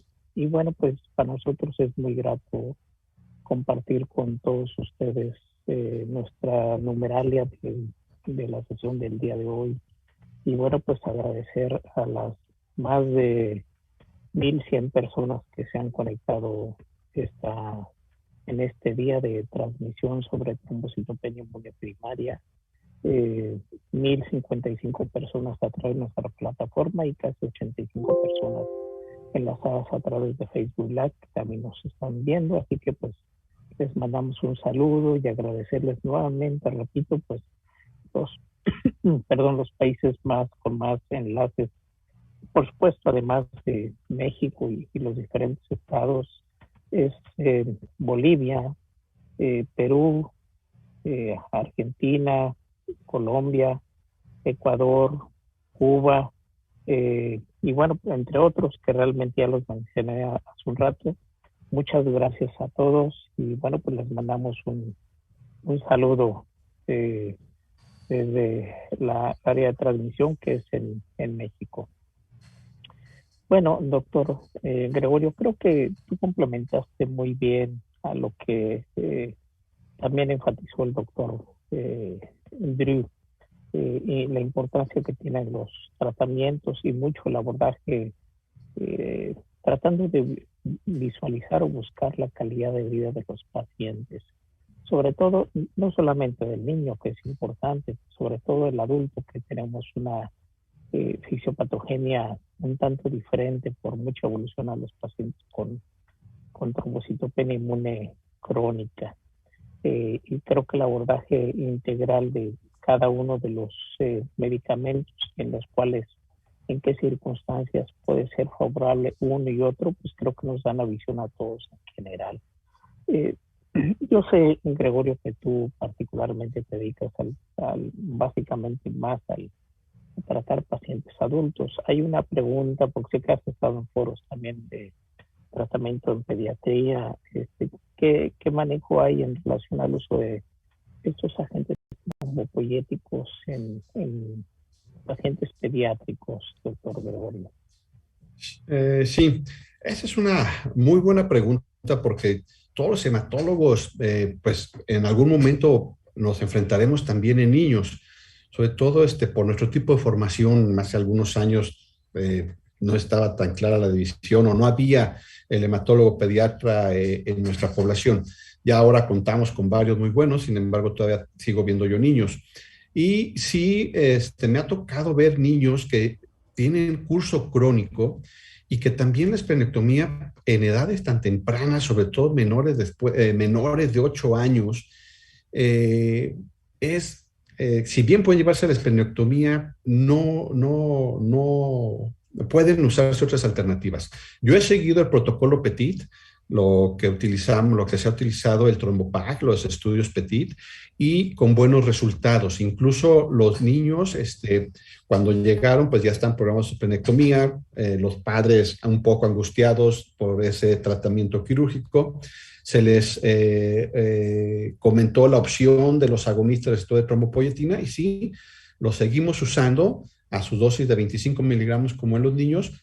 En algunas ocasiones, cuando bajan las plaquetas, las tenemos que subir a los 50 y después regresarlos a 25. Y obviamente también ir haciendo el destete poco a poco, irlos reduciendo. Generalmente yo lo que hago, si van manteniendo respuestas de plaquetas alrededor entre 75 y 100 mil, irles bajando los días de exposición, ir quitando uno progresivamente, de lunes, en vez de ser lunes a domingo, lunes a sábado, lunes a viernes, y ya después de ahí lunes, miércoles, viernes, empiezan a bajar las plaquetas, les vuelvo a aumentar los días de exposición. Entonces, sí son muy útiles, los pueden llegar a utilizar. Hay niños que han tenido la suspensión de los agonistas de trombopoyetina durante meses, 3, 4 meses, empiezan a bajar, se los vamos a reiniciar. Y recuerdo el caso especialmente de 2 niños donde los tuve que rescatar con una dosis de esteroide para disminuir el sangrado, porque se llaman con manifestaciones de purpúricas, y ya después continuarles el agonista. Entonces, sí existen los estudios y es lo que se utiliza. Mi experiencia con Romiplostim es escasa, puesto que ahí aunque ya también están los estudios pediátricos, pero prefiero las tabletas en los niños. Muy bien, doctor Gregorio. Hay otra pregunta, pero bueno, me gustaría, que aunque ya está relativamente definido, creo que es importante para toda la audiencia que nos escucha. La fase inicial del tratamiento de la trombocitopenia inmune, Gregorio. Pues el esquema sabemos que es corticosteroides. Algunos dicen que más a favor de los bolos de dexametasona, algunos dicen que el uso de otras formas de esteroides también es bueno, que al final sabemos que al final son corticoides y las respuestas en general son muy similares, aunque la dexametasona, pues todo parece indicar que da respuestas más rápidas. Y esto va muy en relación a la pregunta que nos hace alguien de la audiencia, Gregorio. ¿Cuántos ciclos tú les das de dexametasona? Te lo planteo tal cual la pregunta. ¿Le das el ciclo inicial de 40 miligramos por 4 días? ¿Se lo vuelves a repetir una sola vez? ¿Cuál es tu enfoque en el tratamiento inicial en general de la trombocitopenia inmune, Gregorio, por favor? Sí, a mí me gusta, si el paciente está fuera de hospital, empezar con esteroides vía oral. Pues el paciente está dentro de hospital y requerimos una respuesta más rápida, que tenga mayor riesgo de desangrado. Sí me gustan los bolos de dexametasona, 40 miligramos diarios por 4 días y hasta completar entre 3 y 4 ciclos más, para poder mantener esas respuestas, esas tasas de respuesta de un 80% al año. Entonces, son buenos los bolos de dexametasona, que sí me gustan utilizar, y yo sugería entre 3 y 4. Aquellos pacientes hospitalizados que tengan manifestaciones de hemorragia ya más severas y que tendremos que requerir un conteo de plaquetas elevado. Nada más también mencionar que sí vamos a tener un poquito más de efectos secundarios a la dexametasona que cuando utilizamos la prednisona. Ahora que ha surgido la idea de usar otro tipo de agentes inmunosupresores y seguramente tú ya lo tienes sobre el radar, el uso del micofenolato en la fase inicial de los pacientes, tú ya lo haces como parte de tu práctica. El paciente está debutando, son pacientes de reciente diagnóstico, está con dexametasona, en automático les inicias micofenolato, o qué piensas de esta forma que ya se ha presentado en el congreso pasado acerca del uso del micofenolato en la fase inicial de la TIP? Sí. Yo creo que es una muy buena opción usar terapia doble o triple al inicio. Y me voy a retroceder un poco en el tiempo, porque viendo la fisiopatología, no solo hay que evitar abatir la respuesta inicial, que está medida principalmente por anticuerpos IgM y que después pasa a ser a IgG, y que de donde viene más la cronicidad. Entonces, abatir esas clonas iniciales. Entonces, yo sí estoy de acuerdo en esteroide y quizá utilizar rituximab y agonistas, pero también el bloquear la inmunosupresión a través de esos linfocitos T que no se expandan y nos amplíen esa respuesta inmune inicial también es una opción, ahí donde viene la utilización del micofenolato. Entonces, yo sí estaría de acuerdo, todavía no es una rutina estándar, pero yo creo que la terapia doble o triple inicial vamos a tener mayores tasas de respuesta, tanto en porcentaje como en duración. Yo creo que son muy buenas opciones de tratamiento y que, pues aprovechando que estamos aquí, pues invitar a que se haga un consenso y un protocolo a nivel nacional donde podamos incluir estas ramas de tratamiento para poder realmente tener dos brazos comparativos entre sí y poder tomar decisiones y no tomar resultados de uno, resultados de otro y hacerlos comparativos. Yo creo que es una muy buena opción y nuevamente una oportunidad. Esteroide, micofenolato, esteroide, rituximab, con o sin agonista de receptores de trombopoyetina. Ok, sí, creo que sería la idea para que tengamos datos más firmes y sólidos comparando los grupos. Sabemos que en otros países como tal, pues la única línea aceptada hasta el momento actual es lo que ya se ha comentado. Sin embargo, es importante enfatizar lo que tú igual enfatizas, Gregorio, pues que pues hay pacientes que como tal a veces requieren un manejo adicional dado la evolución que van a presentar y no sabemos cuáles van a evolucionar esta fase persistente o fase crónica. Entonces sí se requiere hacer estudios, incluso pues en poblaciones diferentes para ver cuál es la evolución que van teniendo estos pacientes. Sí. A mí me gustaría, para concluir, doctor Gregorio, y darte las gracias, pues que nos hicieras en prácticamente 2 minutos un comentario de conclusión y como decimos, un mensaje para llevar al hospital sobre el tema que nos acabas de presentar, por favor, doctor. Gracias. Nada más mencionar que yo lo que estoy haciendo es sí terapia triple, pero con dexa, azatropina y agonistas de trombopoyetina. Y bueno, espero ya después poder comentar los resultados. Pero es lo que yo estoy haciendo, una terapia triple inicial para tratar de lograr esas respuestas. Mensajes para llevar a casa. Pacientes con trombocitopenia que requieran tratamiento después de la fase aguda o que tengan descenso durante la suspensión de esteroides, volver a dar otro curso de esteroides o inmunosupresión combinada. Estos pacientes, si es que no tienen acceso a agonistas de trombopoyetina, la inmunosupresión o otro esteroides puede ser una opción. Los agonistas de receptores de trombopoyetina son excelentes y son muy buenos y pueden ayudarnos en aquellos pacientes siempre y cuando tengan acceso. Y obviamente el considerar otras terapias también es una opción. Pueden seguir usando danazol, se pueden utilizar por ciclofosfamida, vincristina, picofenolato, ciclosporina, etcétera. Sin embargo, yo recomiendo esteroide, inmunosupresión, agonistas. Y no olvidarnos de la esplenectomía.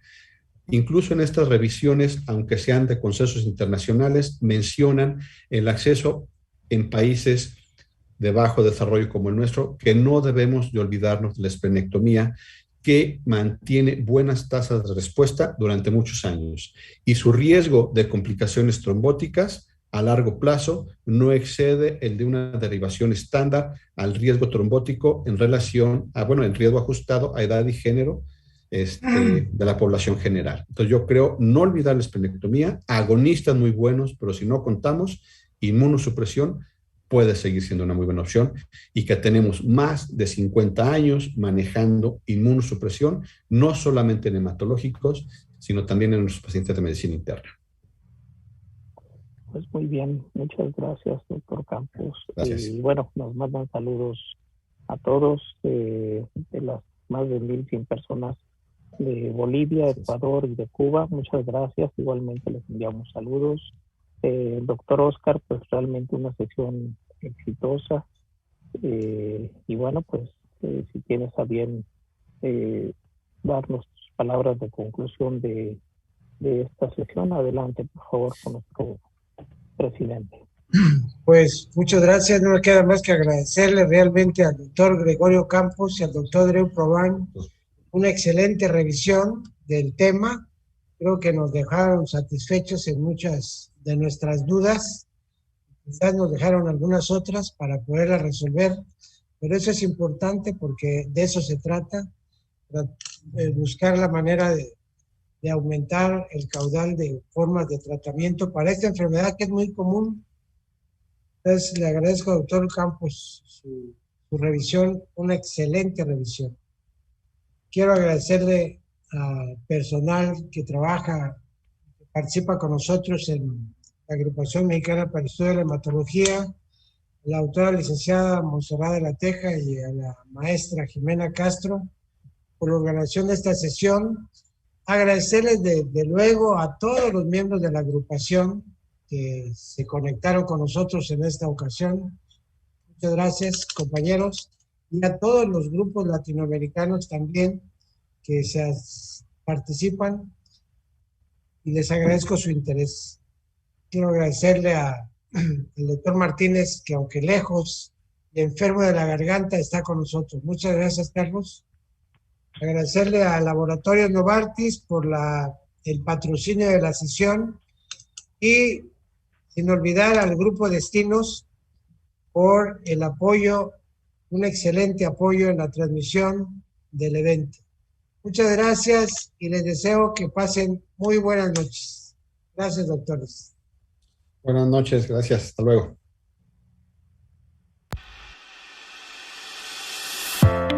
Organizado por SIG Mundiales, una empresa de Grupo Destinos.